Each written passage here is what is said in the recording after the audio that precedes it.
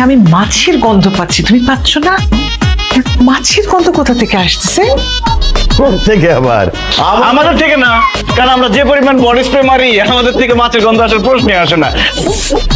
আচ্ছা, গন্ধের কথা বাদ দেন, আমরা মেয়ে কোথায়? মেয়েকে ডাকবেন দেখি। সুইটি, মা তাড়াতাড়ি আয়, সবাই ওয়েট করছে। এই যে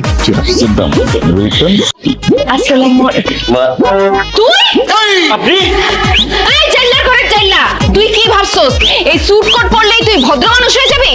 তোর কত বড় সাহস, তুই আমাকে বিয়ে করতে আমাদের বাড়ি পর্যন্ত চলে আসছস? Sweetie, how dear you! কি মাথা খারাপ হয়ে গেছে? তুই পাঙাশ খান রুতন বাবাজিকে চাইলে কেন বলতেছিস? কারণ বাবা এরা জেলে বাজারে মাছ বিক্রি করে, এর জন্য এদের জাইল্লা বলতেছি। খবরদার উল্টাপাল্টা কথা বলবি না। পাঙাশ সাহেব আর রুতন বাবাজি অনেক বড় ব্যবসায়ী, তারা চাইলা হতে পারে না, এই কথা আমি তোর বিশ্বাস করি না। বাবা এদের অনেক বড় ব্যবসাটা হইতেছে মাছের ব্যবসা, এরা মাছ বিক্রি